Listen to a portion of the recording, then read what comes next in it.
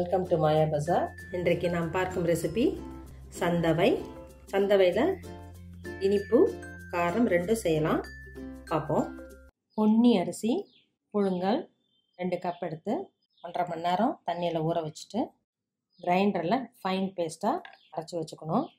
கொஞ்சம் கூட கரகரப்பு இருக்கக்கூடாது, அப்போ தான் நமக்கு சந்தவை சாஃப்டாக வரும். மிக்சியில் போட்டால் இந்த பதம் வர்றது கஷ்டம், கெட்டியாக அரைப்போம். இந்த பதத்துக்கு அரைச்சிக்கணும்.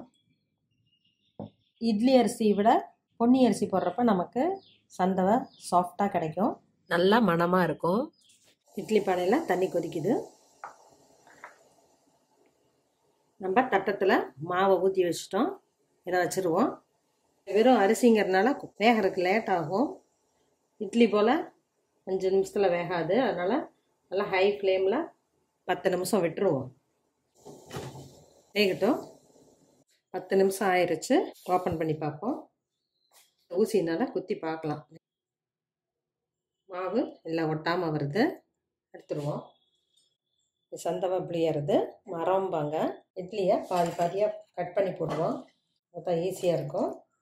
இட்லி சூடாக இருக்கப்பவே போட்டு பிழிஞ்சு எடுத்துடணும். பவுல் வச்சு பிழிஞ்சு எடுப்போம்.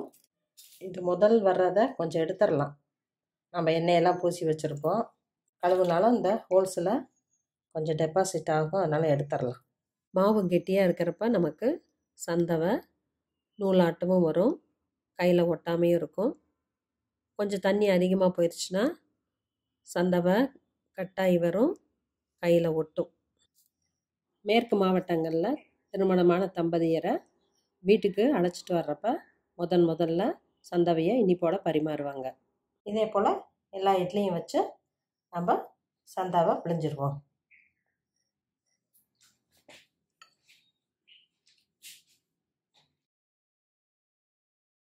பிழிஞ்ச சந்தவையில் கொஞ்சமாக எடுத்து நான் காரம் செய்கிறேன். இனிப்பு பிரியமாக இருக்கவங்க அதிலே சாப்பிட்டுக்கலாம். இனிப்பு சாப்பிட்டு கொஞ்சம் காரம் சாப்பிட்டாலும் நல்லாயிருக்கும். கடாயில் 1 டீஸ்பூன் நல்லெண்ணெய், 1 டீஸ்பூன் கடலெண்ணெய் விட்டுருக்கேன். 1/4 டீஸ்பூன் கடுகு, வெடிச்சொன்ன கடலைப்பருப்பு 1/2 டீஸ்பூன், உளுந்தம்பருப்பு 1/2 டீஸ்பூன், பச்சை மிளகா 1, வரமிளகா 1, சின்ன வெங்காயம் 6 பொடியாக நறுக்கிக்கணும், கருவேப்பிலை கொஞ்சம். 1 நிமிஷம் ஃப்ரை ஆகட்டும். தக்காளி ஒரு சிறிய துண்டு, இதுவும் 1 நிமிஷம் ஃப்ரை ஆகட்டும். மஞ்சள் தூள் 2 பிஞ்ச், சந்தவைக்கு தேவையான உப்பு, தூளுப்பு போட்டுக்கணும். தக்காளி நல்லா ஃப்ரை ஆகிருக்கட்டும். சந்தவை கொஞ்சம் ஆறித்தான் இருக்கணும், ரொம்ப சூடாக போட்டால் ஒன்றோட ஒன்று ஒட்டிடும். சந்தவையை போட்டுடலாம். உடையாமல் லேசாக கிளறி விடணும். 1 நிமிஷம் சூடாகட்டும். லைம் கொஞ்சமாக விடலாம், நிறைய விடக்கூடாது. ஒரு 10 ட்ராப்ஸ் கொத்தமல்லி எல்லாம் கொஞ்சம். விருப்பப்படுறவங்க துருவன தேங்காய் 1 டேபிள் ஸ்பூன் ஆட் பண்ணிக்கலாம்.